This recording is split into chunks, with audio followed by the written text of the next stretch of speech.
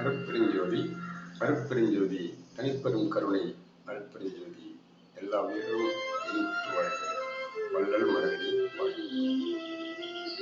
அன்பர்களே, இந்த இறைவனை யாரு? அந்த இறைவனை நம்ம பார்க்கவே முடியாதா அப்படின்ற கேள்வி நிறைய பேருக்கு எழும். நான் கடவுளை பார்த்துட்டேன்னு சொல்லிட்டு ரொம்ப பேர் சொல்லிட்டு இருப்பாங்க. ஆனா அவங்க மனசாட்சி தெரியும் பார்த்துட்டாங்க இல்லையா. எனவே அது அவங்களுடைய மனதிற்கே விளையாட்ட விட்டு விடுவோம். சரி, இறைவன் என்பவன் யார்? அவன் எங்க இருக்கிறான்? எப்படி இயங்குகிறான் என்ற நிலை பற்றி ஒரு சின்ன விளக்கம். இறைவனை பார்க்க வேண்டுமா, இறைவனை உணர வேண்டுமா என்ற கேள்வி எழும்போது இங்கே அகமும் புறமும் நமக்கு தேவைப்படுகிறது. புறக்காட்சியிலே பார்த்தீங்கன்னா இறைவனை என்ன செய்ய முடியும்? உணர முடியும். எப்படி? அதாவது இந்த பிரபஞ்ச இயக்கத்துல எண்ணற்ற கோள்கள் நட்சத்திரங்கள்லாம் இருக்கு. நாம் வாழும் புவியும் இருக்கு. இந்த புவி மேல உயிர்களும் இருக்கு, தாவரங்கள் இருக்கு, நீர்நிலைகள் இருக்கிறது. சரி, இது எல்லாம் எப்படி படைக்கப்பட்டது? எப்படி இணைக்கப்பட்டது? மனித தேவைக்கு எது எது உருவாக்கப்பட்டது? மற்ற ஜீவராசிகளுக்கு என்ன தேவை என்பதை உணர்ந்து எப்படி இறைவன் படைத்தான் என்ற ஒரு நிலையை நோக்கும்போது இறையாற்றலுடைய மகத்துவம், அதனுடைய பெருமை, வியப்பில் ஆழ்த்தம் என்பதுதான் நமக்கு கிடைக்கும் விடை. இந்த இறைத்தேடல்கள் இறைத்தேடலிலே கிடைக்க முடியாத ஒரு விடை. அது மிகப்பெரிய ஒரு ஆராய்ச்சி நிலை. அந்த சத்தியசாரம் என்று சொல்லக்கூடிய ஆராய்ச்சி நிலை செய்தாலுடைய இறைநிலையின் உண்மை தத்துவத்தையும் இறைநிலையின் அந்த பரிணாமத்தையும் பரிமாணத்தையும் நாம் விலகிக் கொள்ளவே முடியாது. இப்போ நீங்க உணவு உண்றீங்க. இந்த உணவு அதாவது நீங்க சாப்பாடு எடுத்து வாயில போடுறீங்க, அவ்வளவுதான். மற்ற தாதுக்களாக பிரிக்கப்படுறீங்க. 7 தாதுக்களாக: ரசமாக, இரத்தமாக, கொழுப்பாக, மாமிசமாக, எலும்பாக, மஜ்ஜையாக, அப்புறம் சுக்குலமாக. இதெல்லாம் மாறுது இல்லையா? இந்த நிலையை யார் நீங்க செய்றீங்களா? இல்லை உங்களுடைய தாய் தந்தையர் செய்கிறாங்களா? நண்பர் செய்கிறாங்களா? தெளிச்சு பார்த்தீங்களா? இதையெல்லாம் செய்வது யார்? அதுதான் இறைவன். இப்ப இறைவன் இந்த பிரபஞ்சத்துல ஆகாச நிலையில இருந்து இப்போ அவங்க பார்க்கக்கூடிய புவி நிலை இருக்கு இல்லையா, திடநிலை, அந்த இடைநிலை வரைக்கும் எல்லாமே இறைவன் தானே. இப்போ ஆகாச நிலையை நீங்க பார்க்க முடியுமா? கேள்வி உங்களுக்கு தான். பார்க்க முடியாது. ஏன்? அதற்கான முயற்சி நாம் எடுக்கவில்லை. அதற்கு என்ன செய்ய வேண்டும்?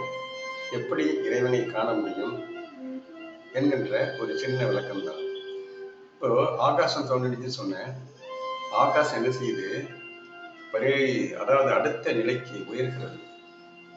அடுத்த நிலைக்கு உயரும் போது அது என்ன ஆகுது? காற்றாக வருகிறது. அந்த காற்றின் நிலைதான் உணர்நிலை. அதோடு நின்று விடுகிறதா? இந்த காற்றின் நிலையிலே உணர்நிலையில் இருந்து கொண்டு அடுத்ததாக என்ன வருகிறது? காற்றில் இருந்து தீ வருகிறது. தீயின் நிலை என்ன என்று கேட்டால் அங்கே உணர்நிலை, வெப்பநிலை. ஃபர்ஸ்ட் காற்றை வச்சு நம்ம உணர வச்சாரு, அதாவது உணர்நிலை கொண்டு வந்தாரு இறைவன். அடுத்து வெப்பநிலை கொண்டு வந்தார். அடுத்து என்ன கொண்டு வராரு பாருங்க. காற்று நிலை முடிந்தவுடன் தீ வருகிறது. தீநிலை முடிந்தவுடன் என்ன வருகிறது? நீர் வருகிறது பாய்மமாக. அந்த நீர்பொருள் என்ன இருக்கிறது? உணர்நிலை இருக்குது, வெப்பநிலை இருக்குது, அடுத்து குளிர்நிலை வருகிறது. சரியா? குளிர்நிலை வந்தாச்சா? இதோட நிற்கவில்லை. அடுத்த நிலையும் உயர்கிறது இந்த ஆகாச நிலை. இந்த ஆகாச நிலை உயரும் பொழுது அடுத்தது திடப்பொருளாக வருகிறது. இப்படி உணர்நிலை, வெப்பநிலை, குளிர்நிலை, அதையும் தாண்டி இந்த குளிர் வெப்பநிலை, திடநிலை.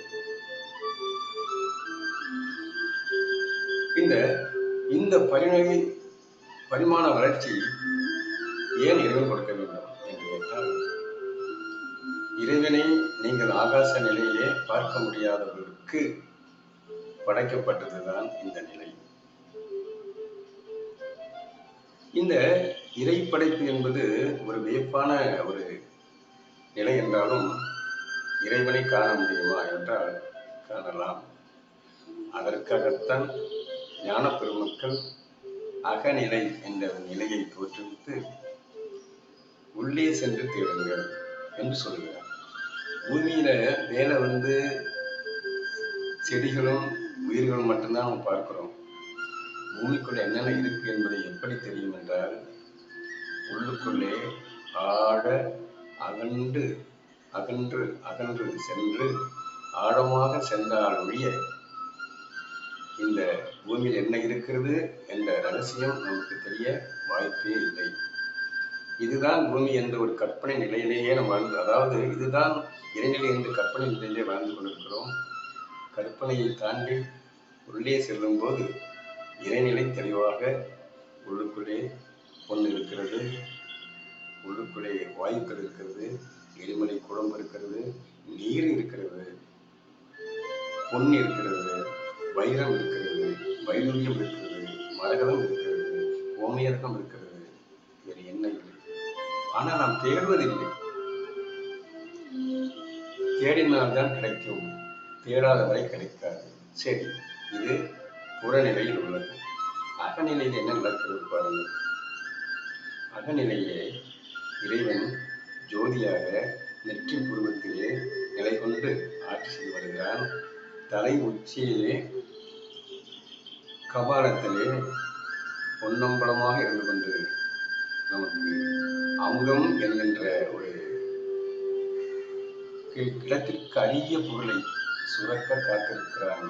நாம் அதை சுரக்க வைக்கிறோமா என்றால், இங்கே இருக்கிறது என்ற ஒரு ஞான வழியை காட்டத்தான் முடியும் நமது ஞான பெருமக்களால். ஆனால் செயல் செய்யும் போதுதான் அந்த விளைவு வரும். செயல் செய்யாம விளைவு வரும் வரும் வரும்னா எப்படி வரும்? அதாவது நீங்கள் உணவு உண்ண வேண்டும் என்றால் அது சமைக்க வேண்டும். சமைத்தால்தான் அந்த பொருள் பக்குவப்பட்டு உணவாக மாறும். வெறும் அரிசியை உண்ண முடியாது, வெறும் காய்கறியை உண்ண முடியாது. அதை பக்குவப்படுத்தினால்தான் அந்த உண்ணும் நிலை ஏற்படும். இது போல்தான் இறைவன் நமக்கு காட்சி கொடுப்பான் என்றால், நீங்கள் அகக்காட்சியாக சென்றால் நெற்றி புருவத்திலே ஜோதி நிலையாக நடன கூத்தரசன் இருக்கிறான். அந்த நடன கூத்தரசனை காண வேண்டும் என்றால் நீங்கள் என்ன செய்ய வேண்டும்?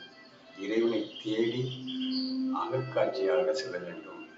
நாம் இப்பொழுது புறக்காட்சியாக, அதாவது புறத்திலேயே தேடிக்கொண்டே இருக்கிறோம். எங்கே இறைவன், எங்கே இறைவன்? அந்த இறைவன் உள்ளுக்குள்ளே இருந்து கொண்டு ஆனந்தமாக நடனமாடிக்கொண்டு உங்களுக்கு தேவையானவற்றை படைத்துவிட்டு அமைதியாக உறங்கிக் கொண்டிருக்கிறான். ஆனால் நீங்கள் அந்த உறக்க நிலையில் உள்ள இறைவனை தட்டி எழுப்புவதில்லை, தேடுவதில்லை.